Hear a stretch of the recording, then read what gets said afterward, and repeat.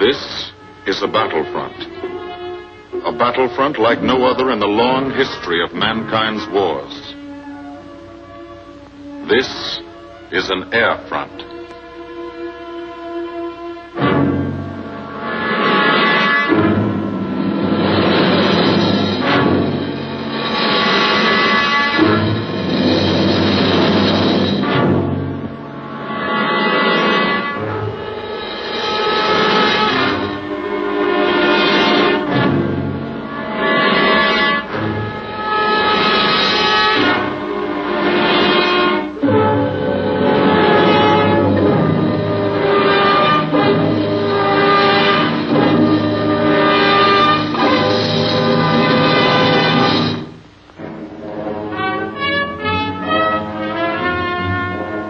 The working day begins, as it will end, with the ground crews, as much a part of the fortress as her wings.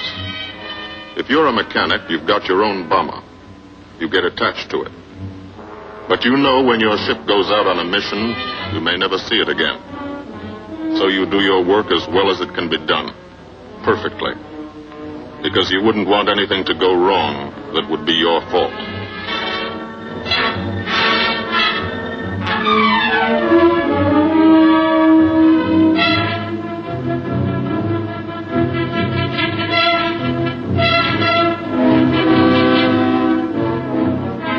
Today, the bombs will be taken from these bomb dumps somewhere in England and delivered to specific points in Wilhelmshaven, Germany.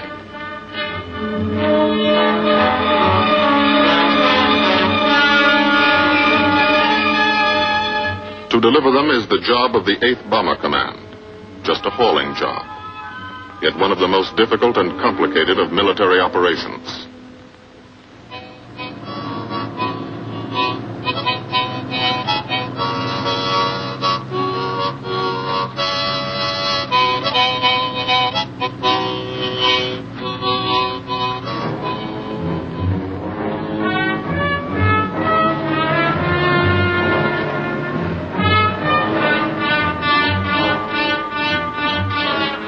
General-purpose demolition bombs, impact velocity as high as 750 miles an hour. Pierce 5 inches of armor plate, destroy a factory. Briefing at 0800. Pilots, bombardiers, and navigators take their places. The group commander, Colonel Stanley Ray, steps up to the target map, and for the first time you learn where you're going. Sometimes your face turns white when you find out.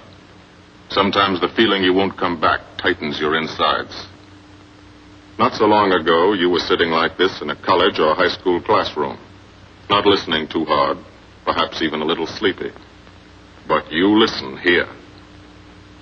And as you listen, you don't have time to think of yourself. Fear fades. You concentrate on the mission. Type of formation, assembly point, 0 hour, route to target, weather, enemy fighters, enemy flak, route back home. If forced down in enemy territory, destroy equipment. If taken prisoner, give no information. Name, rank, and serial number. That's all.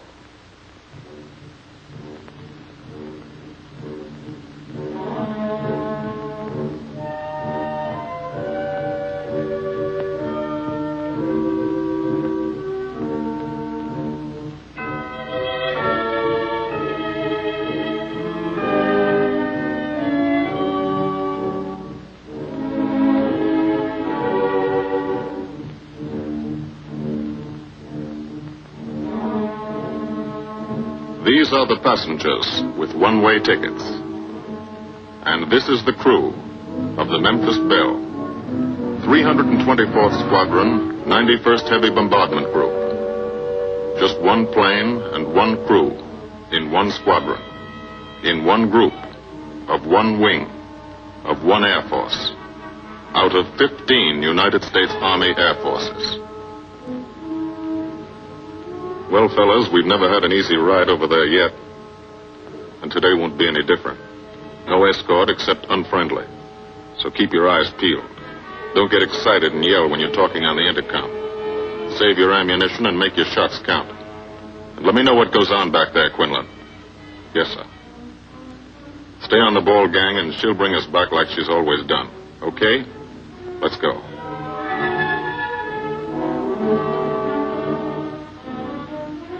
They have completed 24 missions in this, the toughest theater of air war, the big league of sky fighting. Their experience is priceless. And so, if the Memphis Belle comes back this afternoon, they will be sent to bring the vital lessons they have learned to thousands of air crew men in training at home.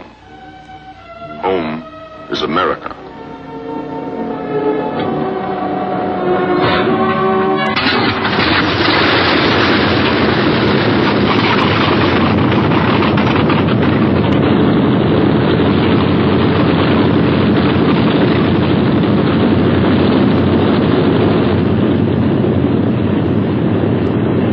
This is a battlefront, like no other in this or any war. No monster armies, no booming cannon. Only the roaring engine sound of the bombers pounding through the quiet English countryside. This is an air front.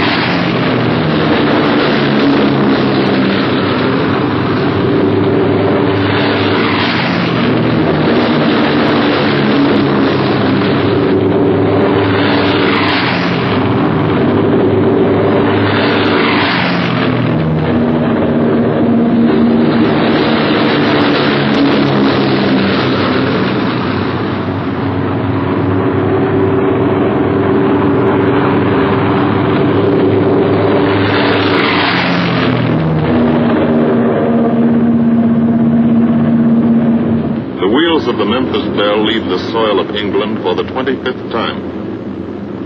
The friendly soil of England, with its ordered farms and rural hamlets, its country estates surrounded by formal gardens and well-kept parks.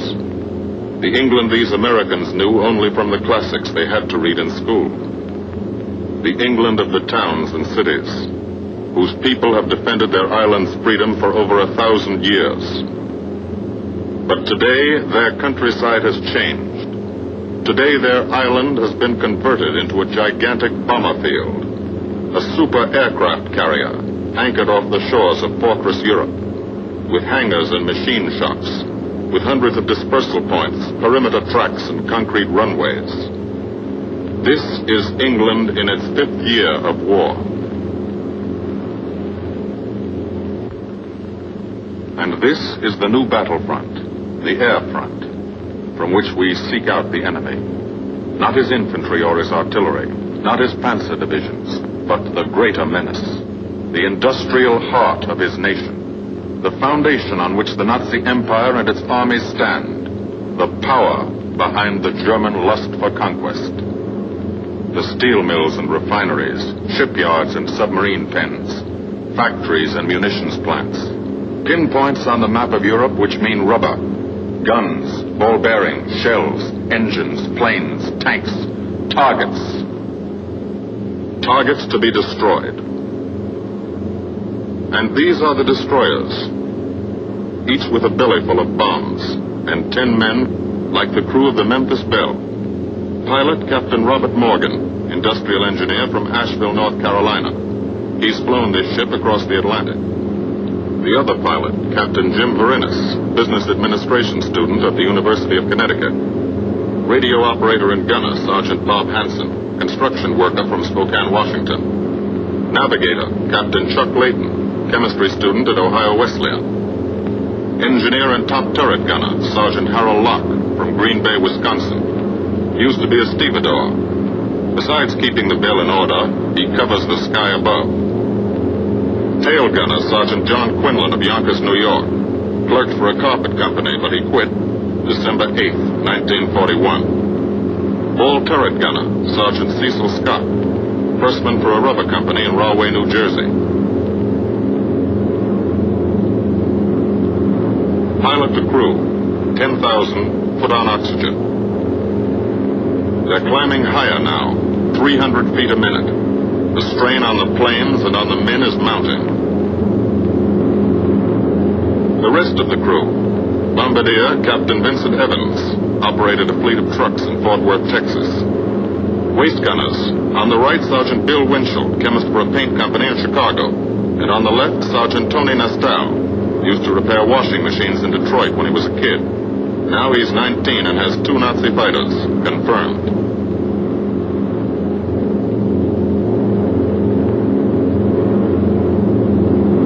It takes all of a pilot's strength to keep a 30-ton fortress in tight formation. But the formation is the bomber's best defense against enemy fighters. The planes are deployed to uncover every gun, stepped up and down, echelon to the right and left, arranged to overcome the danger of gunners firing into friendly ships, arranged so concentrated cones of fire from the caliber 50 machine guns cover the sky for 1,000 yards in every direction.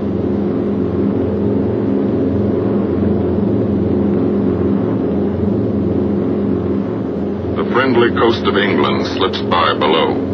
It doesn't look like much now, but in a few hours when you come back, if you come back, this will be the most beautiful view in the world.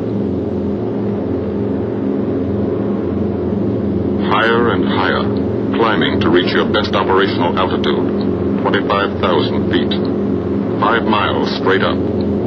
So high you can't be seen from the ground with the naked eye. So high that after 1 minute without oxygen you lose consciousness. After 20 minutes, you're dead.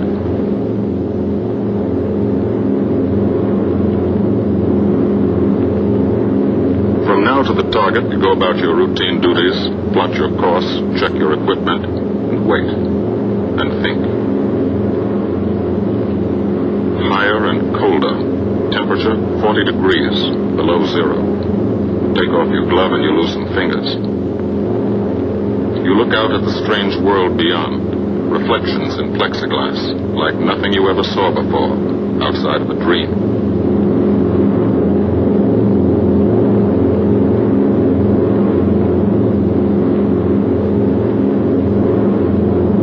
Higher and higher into the lifeless stratosphere, until the exhaust of the engines mixing with the cold, thin air condenses and streams the heavens with vapor trails.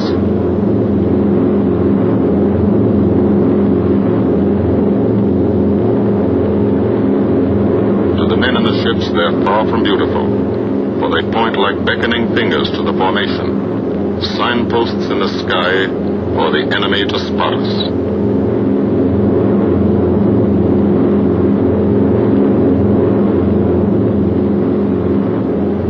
For these bombers to accomplish their mission, a plan is needed.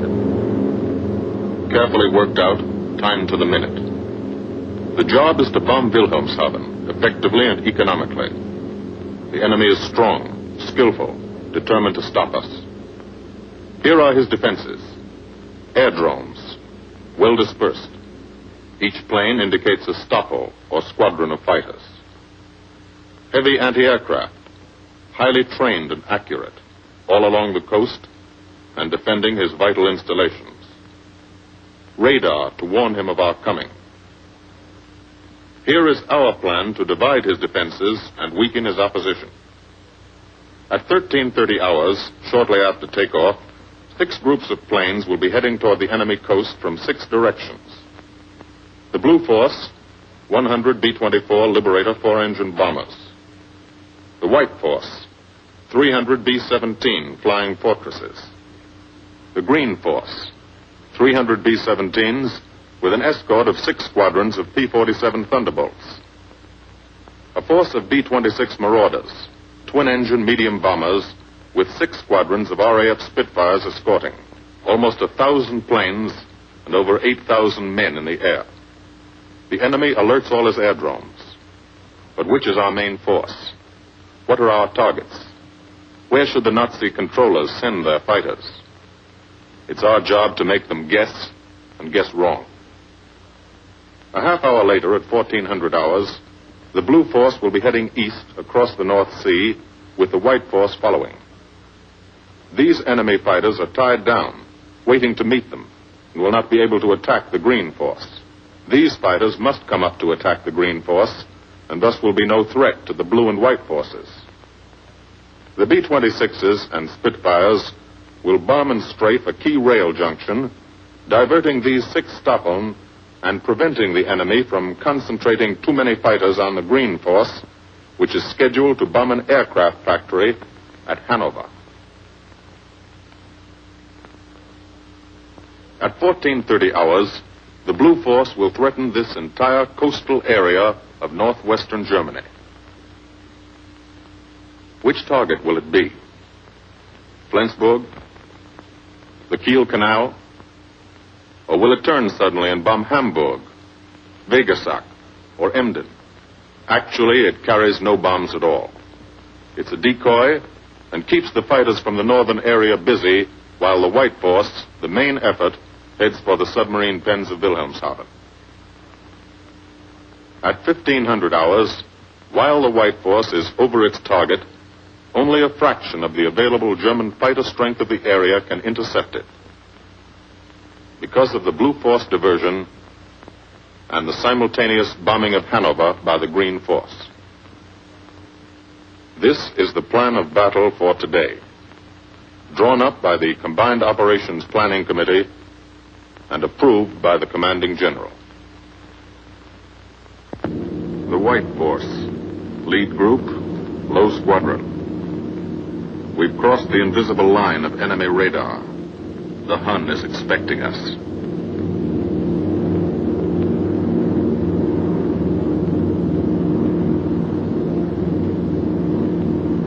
Steel helmets go on. Watchful eyes strain. Tight formations are held tighter still. Tense gunners more alert because here it comes. The enemy coast. From up here, it looks the same as any other. Houses, roads, green fields, factories, waterways. But they are the houses and fields of those who invade and oppress. They are the factories and roads of the people who twice in one generation have flooded the world with suffering. Suffering in such quantity as the history of the human race has never known. Brought torment and anguish into countless American homes. Gold stars and telegrams from the War Department.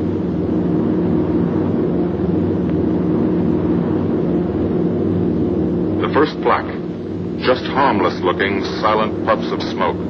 Only each puff is a shell exploding, throwing shrapnel around the sky. Exactly the range, accurate flak by radio prediction. 5 miles down, Nazi anti-aircraft batteries have calculated the altitude, speed, and course. Where will the next one hit? You try not to be there.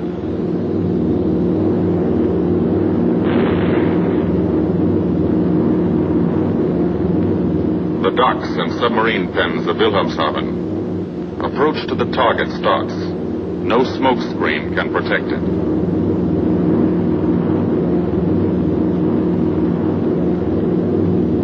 Now the enemy knows the path of your approach and walls that path with a flak barrage. But you fly right through it. Flak so thick you can get out and walk on it.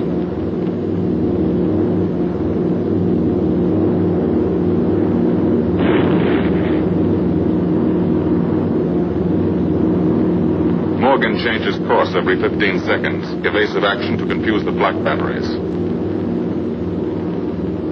Bomb sights set for correct altitude and speed. Bomb bay doors open. The bombing run begins. Pilot to bombardier. Okay, Vin, you've got it. Now Evans flies the Memphis Belle, controlling it through the bomb sight. And now we are most vulnerable.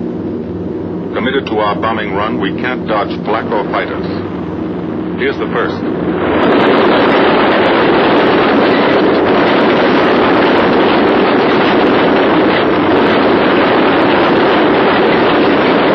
Top turret fires at him. Evans must ignore the battle. Crosshairs lined up on target. Adjustments for wind drift made. 2 more fighters diving from 9 o'clock. Flak now has the range too. They've hit this port, but he keeps on his bombing run.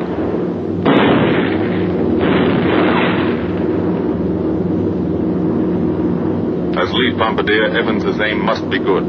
Every other ship in the group will drop its bombs when he drops his. Now, one pointer on the bomb site moves toward another stationary pointer. The instant they touch, bombs will release.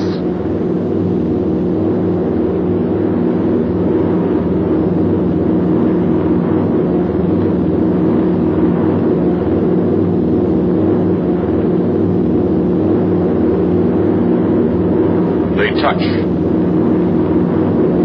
Bombs away.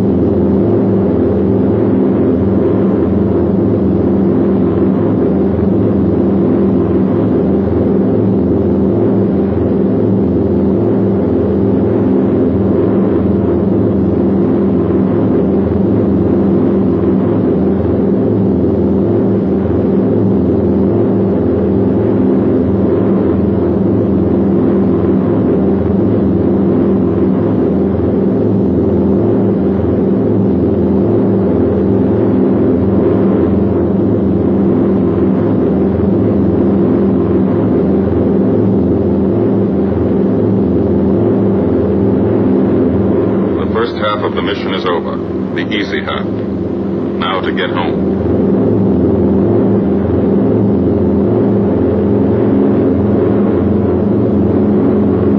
The flak stops. That means fighters out there somewhere. A staffel lurking behind that cloud, or hiding up in the sun where the glare blinds you. when you can't see them, waiting to dive down on you. Fighters at 6 o'clock. This is what a gunner sees. A speck in the sky. That's a fighter. And then a blink. That means he's firing at you. 2,300 rounds a minute.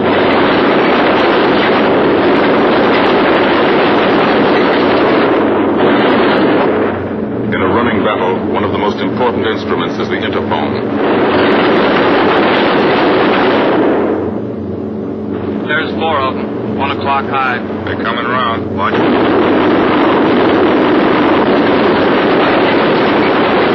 Sioux fighters 6 o'clock up, coming in. Diving out, Chief. B-17 in trouble out at 2 o'clock, watching. Got an engine on fire.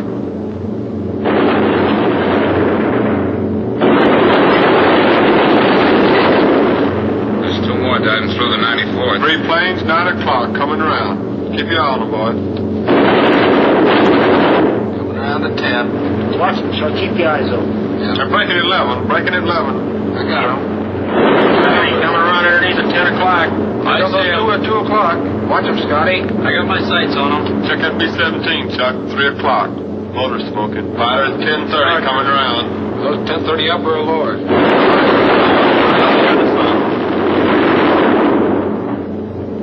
B-17 out of control at 3 o'clock.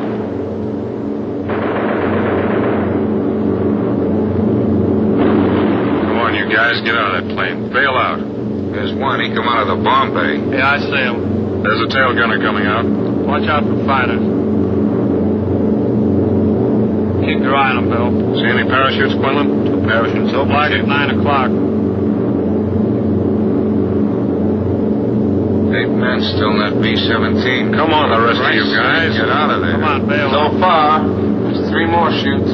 Flag, 11 o'clock. Fighters, 6 o'clock. ME-109 at 3 o'clock. Keep after him, Mitchell. I see him. I'm on him. Come on, you son of a bitch.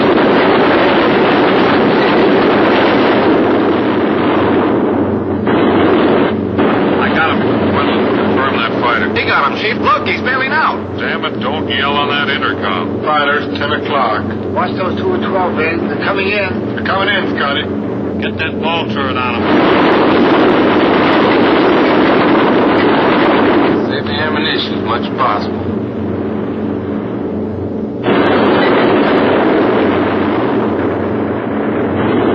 Watch that fighter coming in at 3 o'clock. He's coming in a half roll. Pull her up, Chief. Pull her up. Hurry.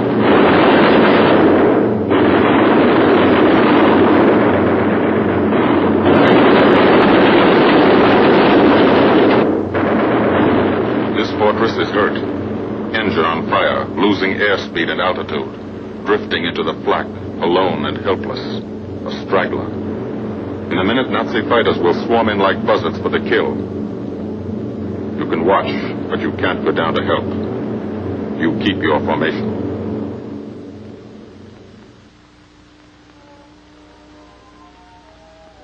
Here, too, the mission is being flown. None the less real for being in the minds and hearts of these men behind. Ask anybody who's been to a field in England, or anywhere else our bombers are based, and he'll tell you that there's drama here, too. Waiting to see who's coming back. To watch them, you might not realize how tense these ground crews are. But they are tense, and plenty worried. In Air Force talk, this waiting is known as sweating out the mission. These men know the flight plan. Their watches told them when the bombers were running into enemy flak, when they were over the target, when they left the enemy coast. And now their watches tell them the bombers should be nearing the field. Every ear strains for the first sound of the engines. And then somebody hears them. And somebody sees the first faint specks in the distant sky.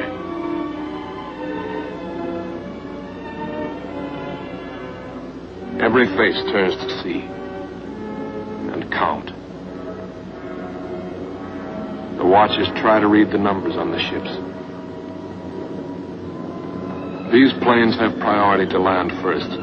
The colored flares mean wounded aboard. In the hospital window, these watching men know what that means.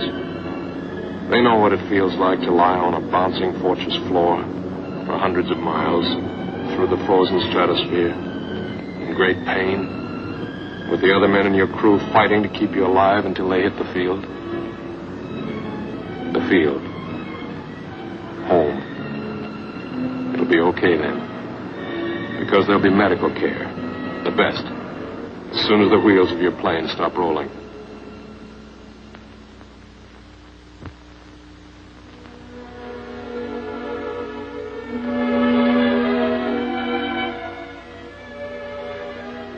Head wound.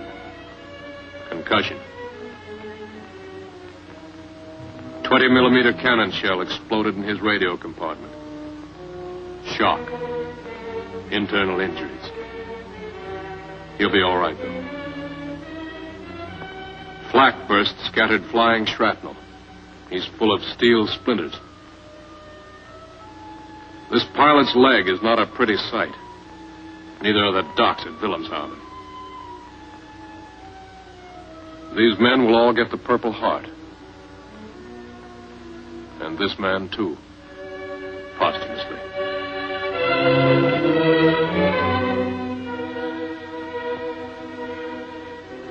A transfusion right in the plane. This gunner's too weak to be moved. The new life-giving blood flowing into his veins might be the blood of a high school girl in Des Moines, a miner in Alabama, a movie star in Hollywood, or it might be your blood, whosever it is. Thanks. 36 planes left this field this morning. Now 6 more arrive. That makes 20 home. And this one's 21. More wounded aboard.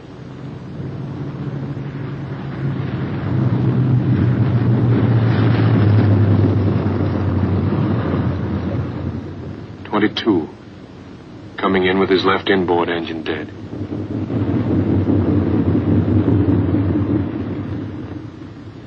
.23. With a feathered prop on his left outboard engine. 24. Southern Comfort. With a chunk of tail gone. 25. They flew home on their luck. 26. Not a scratch. The control tower learns that 2 more landed at a British field to the south. 1 a crash landing. Crew safe.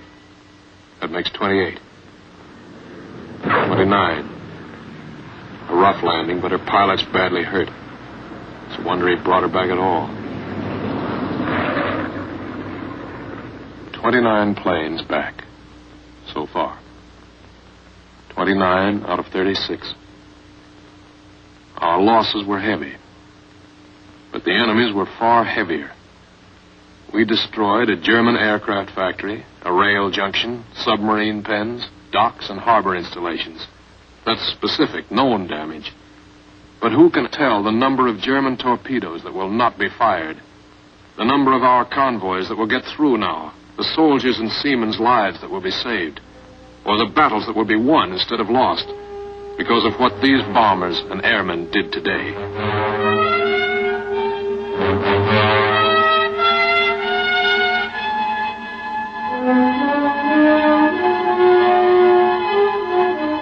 Pilot and tail gunner. They can laugh now. Fire on the inboard engine did this. Flames streaked back and burned the stabilizer, too. Another crew luck brought back.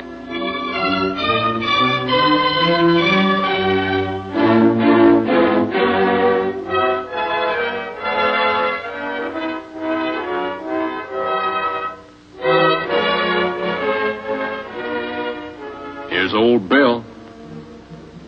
A pretty good airplane when it took off. Lost its nose. Lost its navigator. Bombardier wounded. Top turret gunner and pilot hit. Hydraulic system shot out. No brakes, no flaps. But old Bill came back.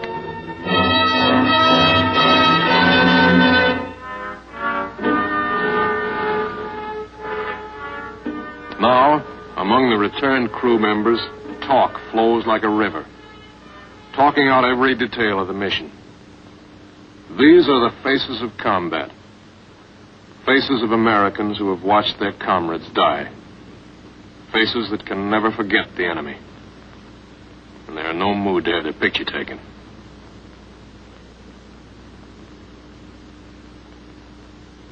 In the control tower, Colonel Ray, the group CO, is still watching and waiting.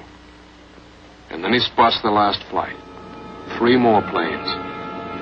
And one of them is the ship everyone has been pulling for. The Memphis Belle. The last few miles of this trip have been a joyride. The strain is over. They can leave their guns now. Now they know they're going to go home. To Spokane, Green Bay, Asheville, Detroit, Chicago, Fort Worth, and Yonkers.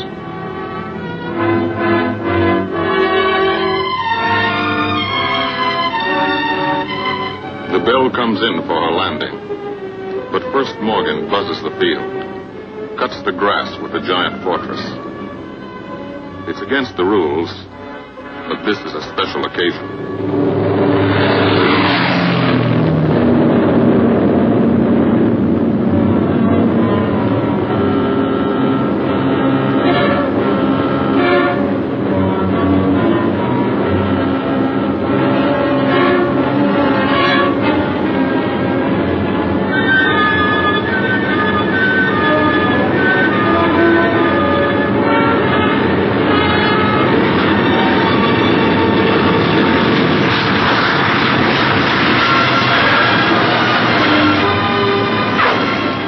Of the Memphis Belle come back to the soil of England for the 25th time.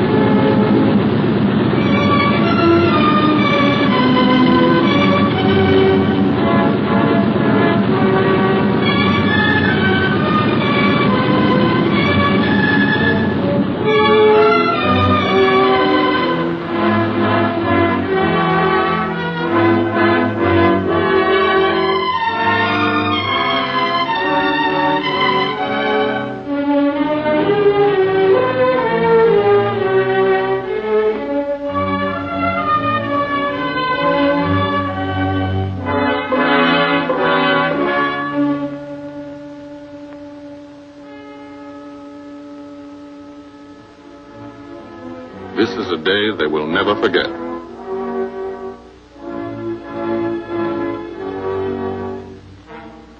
Another great day soon after, Brigadier General Hansel visited the field and presented the Distinguished Flying Cross to every member of the crew.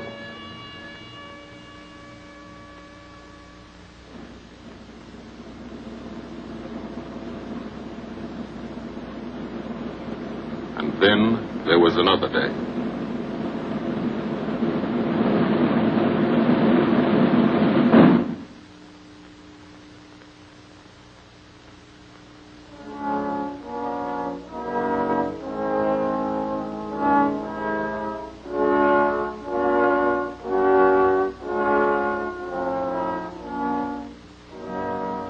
Their Majesties, the King and Queen of England.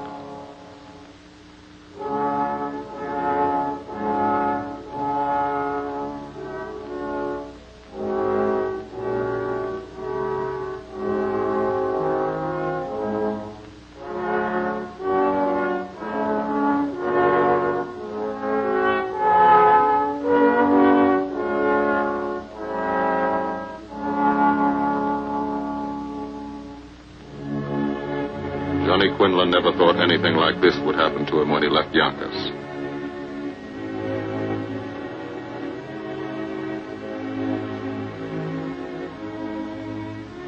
The ground crew were a little self-conscious about being dressed in fatigues, but the Queen thought they were very nice.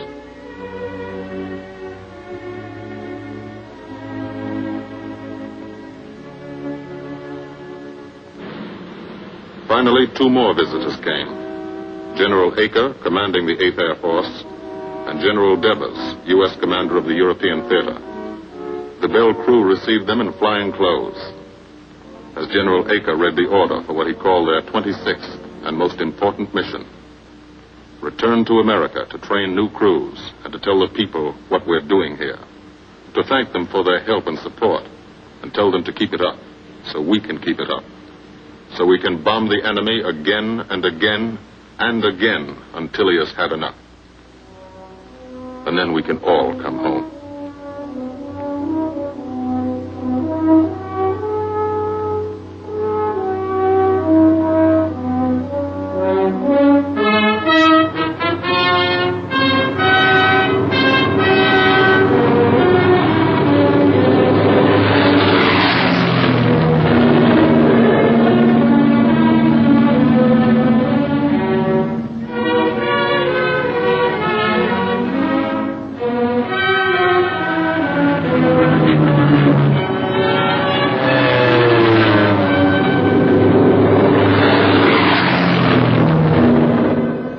The 8th Air Force, who are now flying deep into Germany, bringing destruction to targets almost 1,000 miles from their bases.